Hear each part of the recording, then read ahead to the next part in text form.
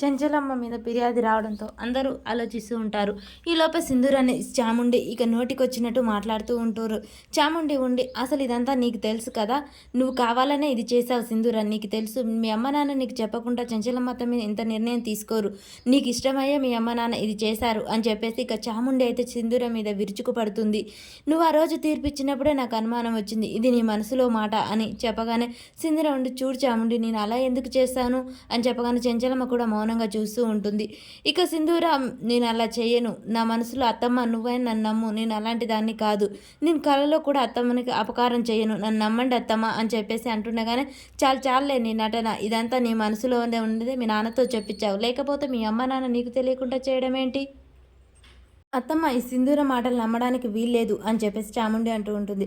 మీరు ఆగండి, నిజమేంటో అబద్ధమేంటో తెలుసుకోకుండా ఒకరి మీద నిందలు వేయటం తప్పు. అత్తమ్మ మీరు నిజంగా నన్ను నమ్ము, నేను అలాంటి దాన్ని కాదు అని చెప్పగానే చెంచలమ్మ అలా చూస్తూ ఉంటుంది. ఇంకా సింధూర ఉండి అత్తమ్మ నేను ఇప్పుడే మా అమ్మ నాన్నల దగ్గరికి వెళ్ళి మాట్లాడతాను, మామయ్య గారు నన్ను అక్కడికి తీసుకెళ్ళండి అని చెప్తూ ఉంటుంది.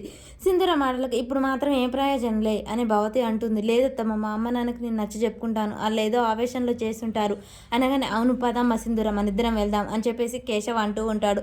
చెంచలమ్మ ఉండి వద్దు అవసరం లేదు, వాళ్ళు వెళ్తేనే కదా చెంచలమ్మ తెలిసేది వాళ్ళు ఎలా చేసింది ఈ పని అని చెప్పగానే వాళ్ళేమి చిన్నపిల్లలు కాదు అర్థం చేసుకోకుండా చేయడానికి, ఇంకా వాళ్ళ ఆవేశంలో చేయడానికి నా గురించి తెలియని వాళ్ళు కాదు కాబట్టి వాళ్ళు అన్నీ ఆలోచించి 1కి 10 సార్లు ఆలోచించే ఈ పని చేస్తుంటారు, వాళ్ళు ఎందుకు చేసినా నాకు అనవసరం.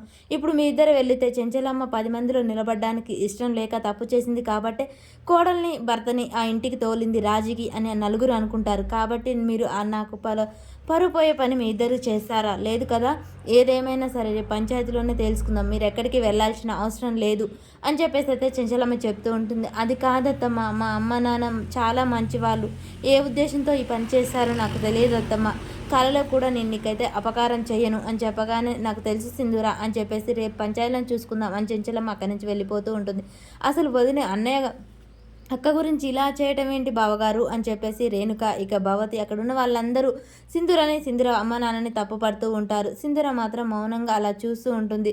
అమ్మాయి గారు తల్లిదండ్రులు చాలా మంచివాళ్ళు, కానీ ఇలా ఎందుకు చేశారో అని చెప్పేసి చక్రం కూడా బాధపడుతూ ఉంటాడు. సింధూరని మాత్రం నలుగురు 4 మాటలు అంటూ ఉంటే సింధూర చాలా బాధపడుతూ ఉంటుంది.